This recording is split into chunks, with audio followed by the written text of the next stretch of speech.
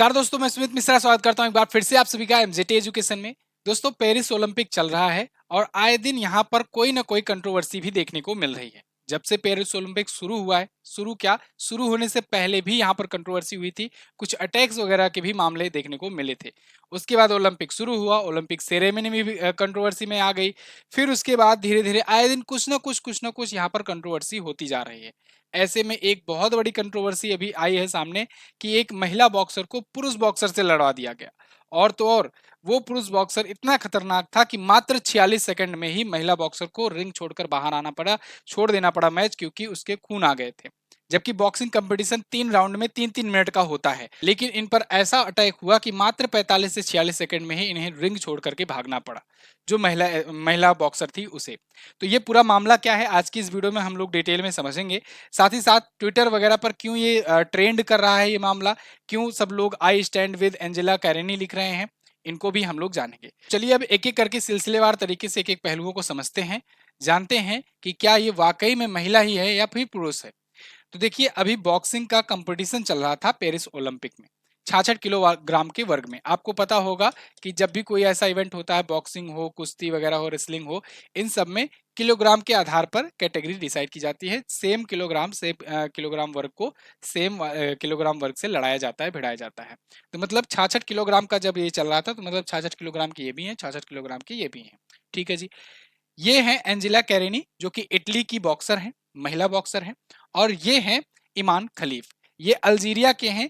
और ये कहने को तो यहाँ पर कंपटीशन में आए थे महिला बॉक्सर के रूप में ही, ट्रांसजेंडर अपने आप को बता करके, लेकिन इनके अभी बहुत सारे ऐसे खुलासे अभी हो रहे हैं सामने, जिसमें ये पाया जा रहा है कि ये महिला नहीं है, ट्रांसजेंडर के रूप में अभी ये पूरी तरीके से महिला नहीं है, ये पुरुष ही हैं। अभी कैसे हैं पता चलेगा, मैं आगे अभी आपको बताऊंगा।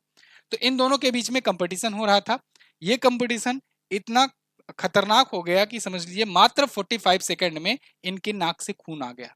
दो पंचेस पड़े, एक पंच फेस पर पड़ा और दूसरा पंच नाक पर पड़ा और तुरंत ब्लड आ गया। और ये इतना जोरदार पंच था कि इनको लगते ही कि इनको ऐसा लगा कि भाई ये तो बहुत ज़्यादा खतरनाक हो जा रहा है और मुझे छोड़ना पड़ेगा यहाँ पर, अगर मैं खड़ी रहूंगी तो फिर जान भी जा सकती है।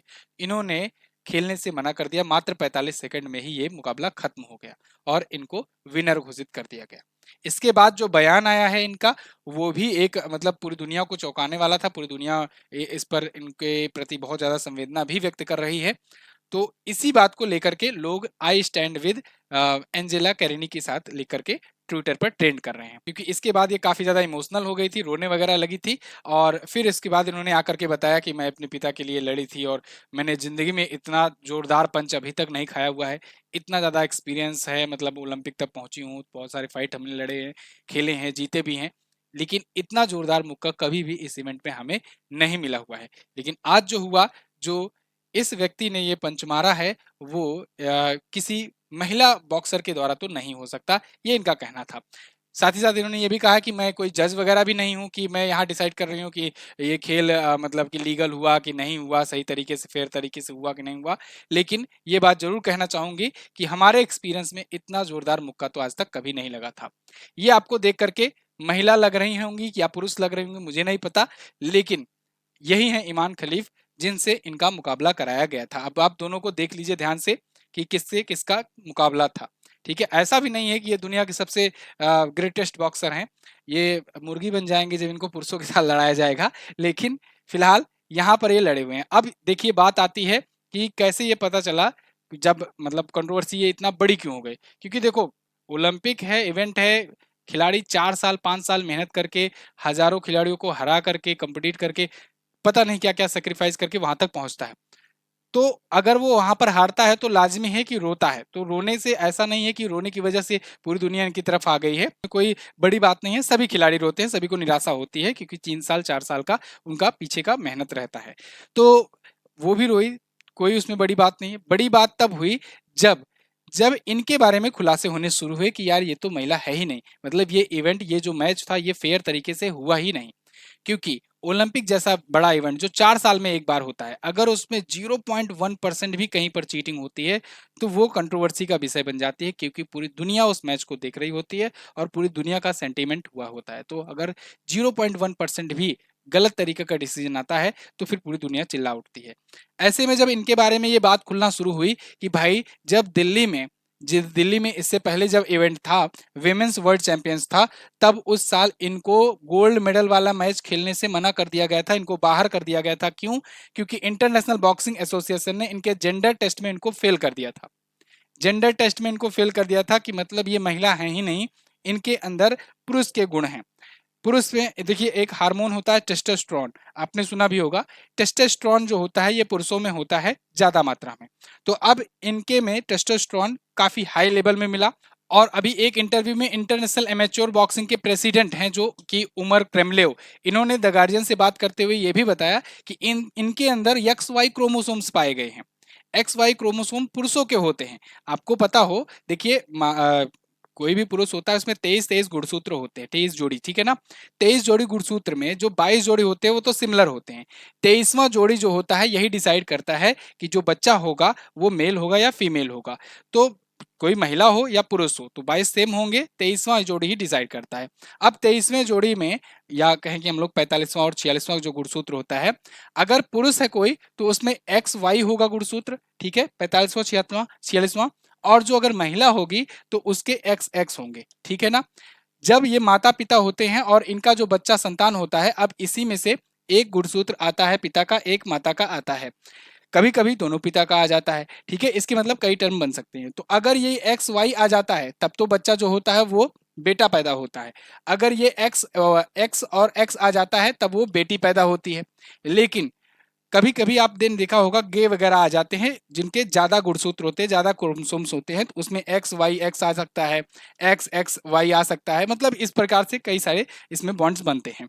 तो इनके अंदर जो पाए गए हैं, जो गुणसूत्र पाए गए हैं वो एक्स वाई वाले पाए गए हैं, मतलब ये पुरुषों वाले गुणसूत्र पाए गए हैं। और साथ ही साथ टेस्टोस्टेरोन का लेवल जो है वो भी इनमें ज्यादा पाया गया है, पुरुषों की तरह ही पाया गया है।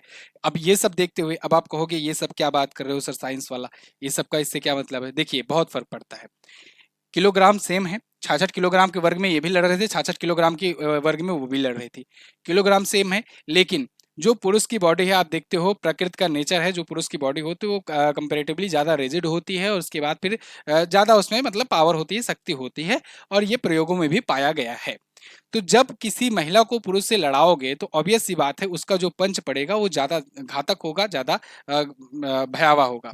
अब ओलंपिक कमेटी से एक क्वेश्चन है कि पैरा ओलंपिक जस्ट ओलंपिक की बात कराते हो आप, पैरा ओलंपिक में हजार प्रकार की कैटेगरी आपने बना रखा हुआ है कि जिसका हाथ से कोई प्रॉब्लम है, हाथ से हैंडीकैप्ड है तो वो हाथ से वाले हैंडीकैप्ड से ही लड़ेगा, जिसकी आंख से हैंडीकैप्ड है वो आंख से हैंडीकैप्ड वाला से लड़ेगा।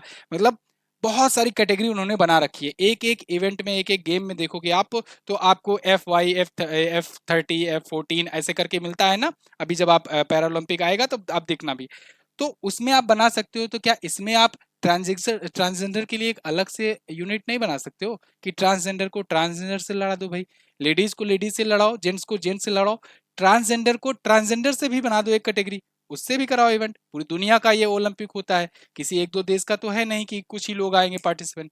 अब ये ट्रेंड सा बनता जा रहा है कि ये कोई भी पुरुष खिलाड़ी होता है अपने वाले कंपटीशन से बचने के लिए वो अपना जेंडर चेंज करा ले रहा है, ट्रांसजेंडर बन जा रहा है। और ट्रांसजेंडर बनने के बाद वो महिला कैटेगरी में जाकर टूर्नामेंट लड़ता है और ओलंपिक जीत जाता है। फिर भाई ओलंपिक के मेडल आ गया, ठीक है। सरकारें भी सपोर्ट करती है, देश भी सपोर्ट करता है क्योंकि अल्टीमेटली देश के नाम वो मेडल आ रहा है। तो यहाँ पर ये चीजें देखने को मिल रही हैं। तो ऐसे में ये इनका भी बयान आया है, काफी भावुक भावुक करने वाला था कि इन्होंने कहा कि ऐसा पंच मैंने जिंदगी में कभी नहीं खाया हुआ है अपने इस एक्सपीरियंस से। फिलहाल जॉर्जिया मेलोनी जो कि इटली की आप जानते हो प्रेसिडेंट हैं, इन्होंने भी सांत्वना व्यक्त की है इनके लिए। लेकिन पूरी दुनिया में अब ट्रेंड चल रहा है कि भाई ऐसा क्यों हो रहा है कि इस साल जो है मेल वायलेंस जो हो रहा है ये against women become an Olympic sport. Male violence violence जो है ना, ये विमेन्स के प्रति जो मेल वायलेंस है ये अब ओलंपिक बन चुका है। क्योंकि जब मेल को फीमेल से लड़ाओगे तब उसके बाद उसको कहोगे कि ओलंपिक में ये इवेंट है, तो कैसा इवेंट है, ये फेयर इवेंट तो हुआ नहीं, है ना। जैसा कि मैंने आपको बताया, आपकी क्या ओपिनियन है, आप भी ये बताइए कि क्या ट्रांसजेंडर की अलग से कैटेगरी होनी चाहिए कि नहीं होनी चाहिए। आज के टाइम पर no males in women boxing ये करके भी ट्रेंड चल रहा है, पूरी दुनिया इस पर बातचीत कर रही है। वहीं आईओसी का क्या कहना है, लो इंटरनेशनल ओलंपिक कमेटी का सुन लो। इन्होंने कहा है कि this is not a transgender issue, ये ट्रांसजेंडर इशू है ही नहीं, ये इनका कहना है। ये मानने से साफ साफ इनकार कर दे रहे हैं जब इनसे इंटरनेशनल बॉक्सिंग एसोसिएशन ने पूछा कि आप कैसे मैच कराती है। तो इनका ये कहना है कि भाई देखो, हमारी इसमें कोई गलती नहीं है, यहाँ पर पेरिस का जो बॉक्सिंग यूनिट है इन्होंने अप्रूवल दिया था और उसके बाद से इन्हीं के नियमों के तहत ही प्लेयर्स को खेलने की अनुमति मिली हुई है। तो इन्होंने कहा कि हमारा इसमें कोई दोष नहीं है, इंटरनेशनल ओलंपिक कमेटी ने। तो ये सब बातें चल रही हैं, अब आगे जो भी अपडेट आएगा मैं आपको बताऊंगा। अभी ओलंपिक में भारत की क्या स्थिति है, अगर इसकी मैं बात करूं तो भारत देखो अभी तक 3 ब्रॉन्ज मेडल जीता हुआ है और 3 ब्रॉन्ज के साथ 42वें पोजीशन पर है। साथ ही साथ 2 बुरी खबरें भी आई हैं कल। पीवी सिंधु बाहर हो चुकी हैं, साथ ही साथ सात्विक साईराज रंकीरेड्डी और चिराग शेट्टी, इन दोनों की जोड़ी भी काफी मशहूर रहती है, इनकी भी जोड़ी अब बाहर हो गई है। तो मतलब ये दो जिनसे उम्मीदें थी मेडल की, वो अब उम्मीदें नहीं है क्योंकि ये दोनों बाहर हो चुके हैं। ठीक है, दोनों की टीम। और बाकी 3 मेडल आ चुके हैं और 3 के 3 मेडल जो हैं ये ब्रॉन्ज मेडल हैं। एक स्वप्निल ने जीता है हुआ है और दूसरा मनु भाकर ने, और तीसरे वाले में मनु भाकर और सरबजोत सिंह जी की जोड़ी ने जीता था। तो तीनों के तीनों अभी ब्रॉन्ज मेडल आए हुए हैं। ठीक है, बाकी जो भी अपडेट आएगी अभी आगे उसको मैं आपको बताता रहूंगा। इसके अलावा जो लोग तैयारी कर रहे हैं यूपी एग्जाम की, यूपी पीसीएस हो या आरओ हो या यूपी पुलिस हो, तो उस सब के लिए दोस्तों ई बुक आ चुकी है उत्तर प्रदेश स्पेशल की। आप अगर लेना चाहें तो ये ई बुक ले सकते हैं। करंट अफेयर भी है इसमें, स्टैटिक जीके भी है, साथ ही साथ चैप्टर वाइज इसमें डिटेल एक्सप्लेनेशन के साथ स्टैटिक जीके दिया गया है, ग्राफिक्स के माध्यम से दिया गया है। बहुत ही खूबसूरत ई बुक है, इसको आप देख करके देखिए, एक बार पढ़कर देखिए। कंप्यूटर भी इसमें शामिल किया गया है क्योंकि यूपी के हर एग्जाम में कंप्यूटर भी आवश्यक होता है। इस नंबर पर आपको व्हाट्सएप करना है, व्हाट्सएप करते ही आपको ई बुक भेजी जाएगी यहाँ पर, और यहीं पर आपको क्यूआर कोड भेजा जाएगा जिस पर पेमेंट करके आपको लेना है। A4 साइज में है, पीडीएफ फाइल दी जाएगी, तो आप प्रिंट आउट भी निकाल करके भी पढ़ना चाहो तो पढ़ सकते हो। आगे हमारी अर्धवार्षिकी और साइंस वाली ई बुक तो आप ले ही सकते हो। मिलते हैं अगली वीडियो में, तब तक के लिए नमस्कार, जय हिंद, वंदे मातरम।